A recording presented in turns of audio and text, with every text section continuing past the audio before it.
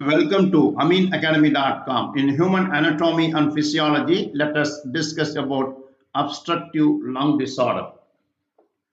Obstructive lung disorders are characterized by blockage of airflow through the airways.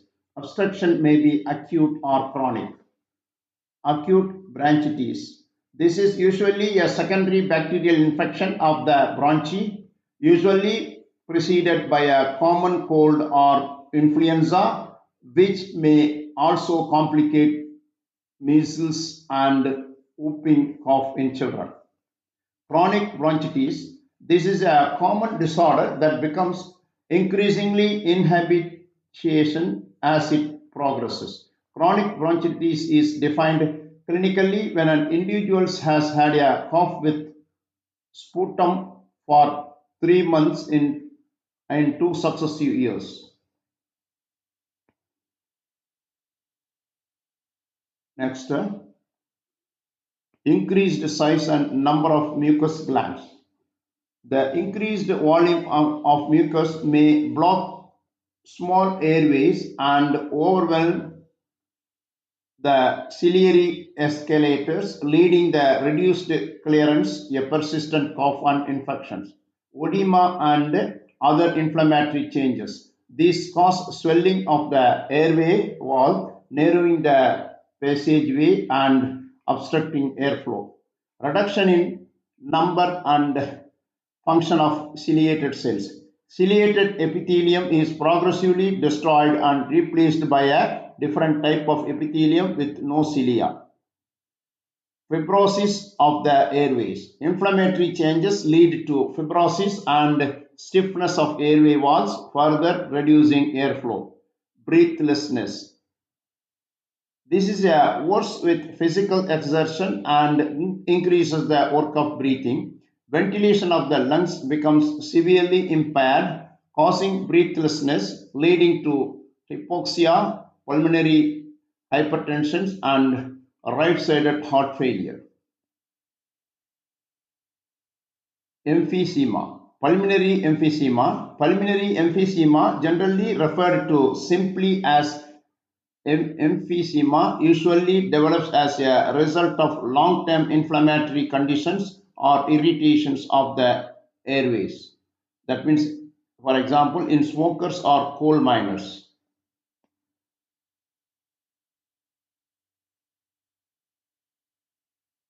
Penasinar emphysema, the walls between adjacent alveoli break down and the alveolar ducts dilate and interstitial elastic tissues is lost.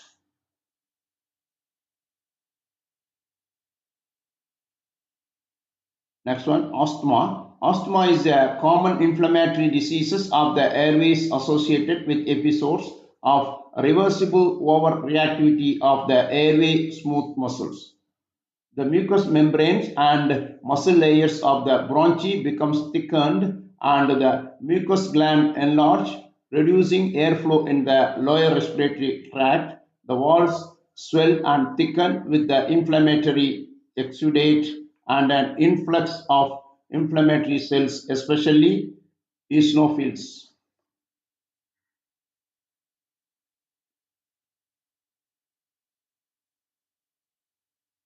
Atopic, childhood onset extrinsic asthma. This occurs in children and young adults who have atopic hypersensitivity to foreign protein. Example, pollen, dust containing mites from carpets, feather pillows, animal dander, fungi, a history of inflammable eczema or food allergies is common, and there are often close family members with a history of allergy. Non-atopic adult onset intrinsic asthma. This type occurs later in adult life and there is no history of childhood allergic reactions. Bronchiectasis. This is permanent abnormal dilation of bronchi and bronchioles. It is associated with chronic bacterial infections and sometimes with a history of childhood bronchiolitis and bronchopneumonia. cystic fibrosis, or bronchial tumor. Cystic fibrosis. This is one of the most common genetic diseases affecting 1 in 2,500 babies. It is estimated that almost 5% of people carry the abnormal recessive gene, which must be present in both parents to cause the disease.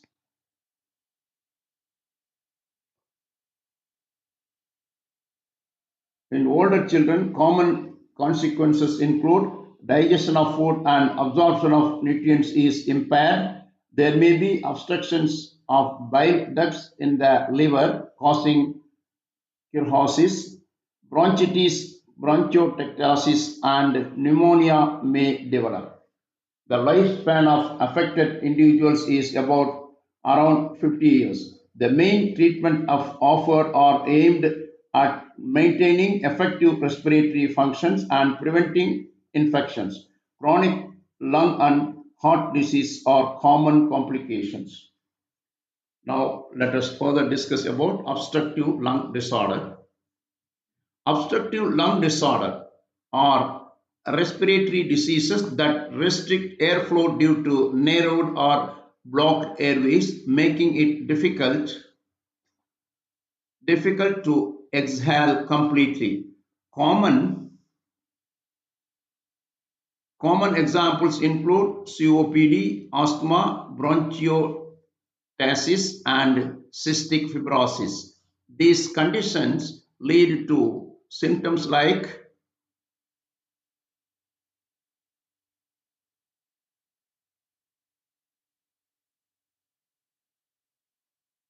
These conditions lead to symptoms like shortness of breath, wheezing, coughing with mucus, and a chronic cough, as well as air trapping and pulmonary hyperinflation.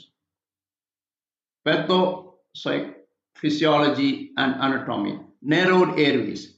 The core problem is reduced airflow, which occurs when the airways, that is bronchi and bronchioles, become narrowed from inflammation, excessive mucus, smooth muscle contraction, or decreased elastic recoil. Air trapping. Because air can't be exhaled efficiently, it gets trapped in the lungs, leading to air trapping, which is a hallmark of obstructive disease.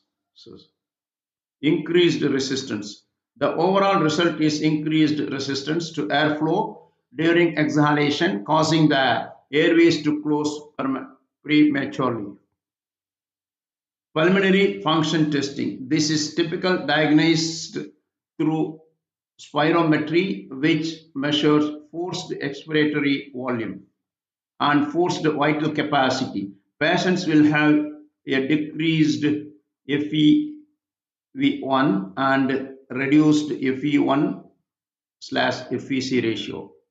Common example, chronic obstructive pulmonary diseases, COPD, a progressive condition that includes emphysema and chronic bronchitis. Asthma, characterized by reversible airway hyperresponsiveness, inflammation, and bronchoconstriction. Asthma is an obstructive lung disorder in which airways become inflamed, hyperresponsive, and narrower due to muscle tightening and excess mucus, making breathing difficulties and causing symptoms like coughing, wheezing, and shortness of breath. These symptoms are often triggered by allergens, infections, or other irritants. The condition is diagnosed using patient history, physical exams, and pulmonary functions tests, such as spirometry, with treatment focusing on symptom relief with a bronchodilators and long-term control with controller medications. Bronchiectasis, a condition where the airways become damaged, leading to chronic dilation and mucus buildup. Cystic fibrosis, a genetic disorder that affects multiple organs but often causes significant airways obstructions and mucus production in the lungs. Symptoms: shortness of breath, especially during exertion, chronic cough, often with mucus, wheezing, chest tightness or heaviness, fatigue and lack of energy, increased susceptibility to lung infections. So far, we discussed detail about